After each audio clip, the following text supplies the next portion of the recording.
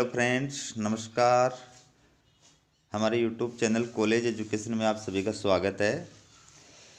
Question देखिए, operation rhino Assam में सक्रिय आतंकवादी संगठन United liberation front of Assam यानी उल्फा। उल्फा का पूरा नाम क्या है?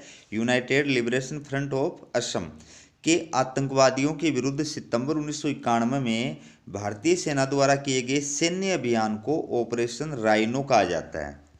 अगला क्वेश्चन है, पीपुल्स वार ग्रुप।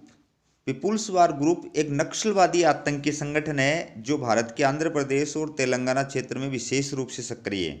ये संगठन भूमिपतियों की भूमि पर जबरन कब्जा करना, भूमिपतियों और शासन से जुड़े हुए व्यक्तियों का अपहरण करना और उनकी हत्या करना आदि तौर तरीकों का विशेष रूप से प्रयोग करता है।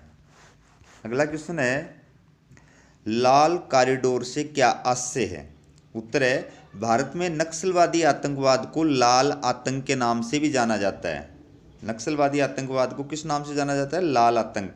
तो भारत के राज्य आंध्र प्रदेश, बिहार, महाराष्ट्र, मध्य प्रदेश, तेलंगाना, झारखंड, छत्तीसगढ़, उत्तर प्रदेश आदि जो वर्तमान में नक्सली आतंकवाद की समस्या से पीड़ित हैं, उस क्षेत्र को लाल कॉरिडोर के नाम से जाना जाता है।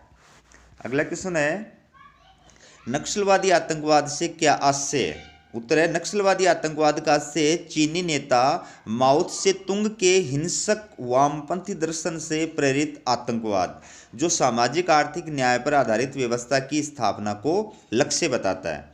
भारत में इस हिंसक आंदोलन का प्रारंभ सर्वप्रथम 1967 में पश्चिमी बंगाल के नक्सलवाड़ी गांव से हुआ था, इसलिए इसको नक्सलवादी आतंकवाद कहा जाता है।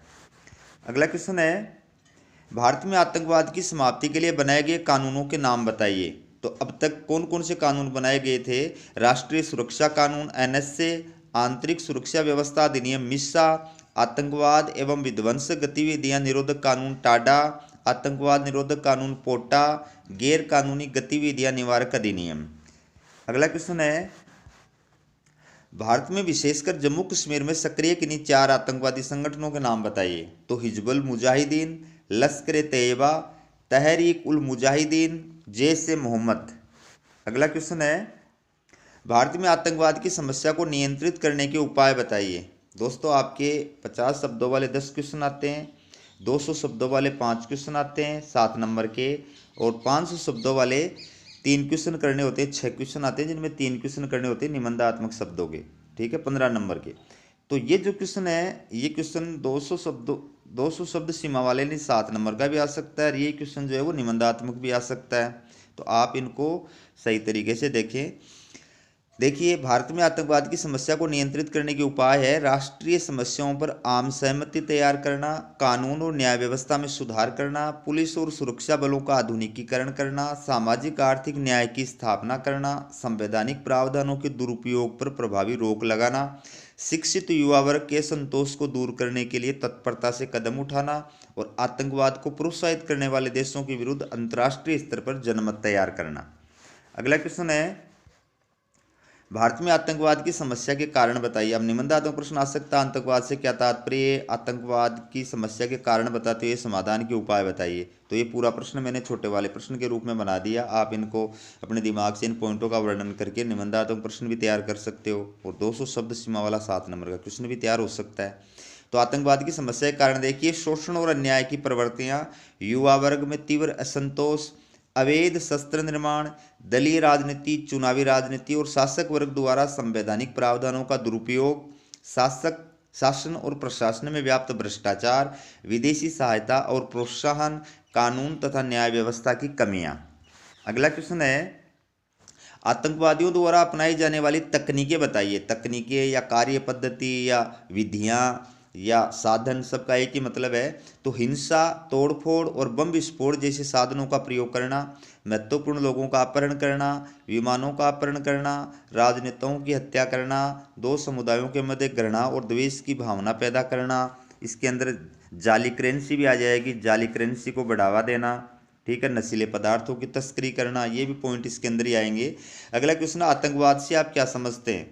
तो आतंकवाद मुख्यतः कुछ व्यक्तियों के एक समूह द्वारा लोगों, निजी या सार्वजनिक संपत्ति एवं सुविधाओं के खिलाफ किया गया आपराधिक कार्य है, जिसका उद्देश्य हिंसक कार्यवाहियों द्वारा समाज या राज्य से अपनी मांगें मनवाना है। दूसरे शब्दों में आतंकवाद का अभिप्राय राज्य के विरुद्ध किए जाने वाले उन आपराधिक कृत्यों से है जिनका उद्देश्य कुछ खास लोगों या सामान्य जनमानस के मन में भय या आतंक पैदा करना है।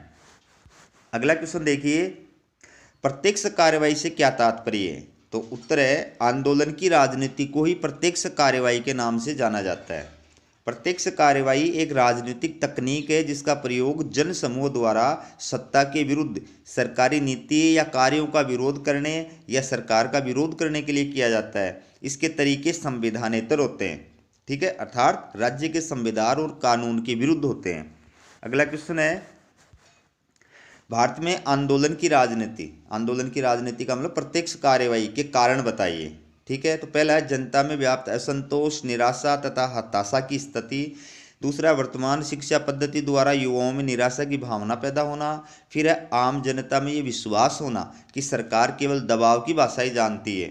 और चौथा है देश में महंगाई और बेरोजगारी का बढ़ना। और पांचवा, प्रशासन की आक्रमणीयता।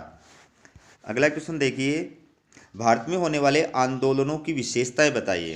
भारत में जो आंदोलन होते हैं किसी भी प्रकार के, उनकी क्या विशेषताएं? पहला है सरकारी आंदोलन, जो सरकार द्वारा अपनी सत्ता को मजबूत बनाने के लिए किए जाते हैं। दूसरा है राजनीतिक आंदोलन, जो विरोधी दलों द्वारा सत्तारूढ़ दल के विरुद्ध किए जाते हैं। तीसरा है हिंसात्मक आंदोलन, जिनके दौरान तोड़ फोड़ और हिंसा की कार्रवाई की जाती है।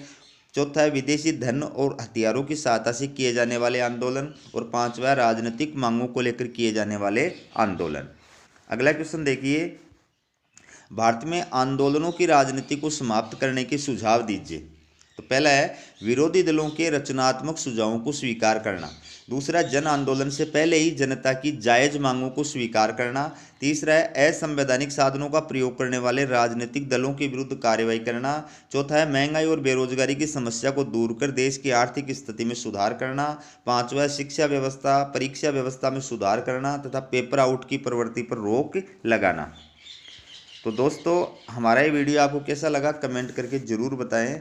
और अगर आप कंपटीशन एग्ज़ामों की तैयारी कर रहे हैं तो हमारा दूसरा यूट्यूब चैनल है शेखावाटी लेक्चर, उस पर भी ज़रूर विजिट करें और पसंद आए तो सब्सक्राइब भी करें। हमारा वीडियो देखने के लिए धन्यवाद।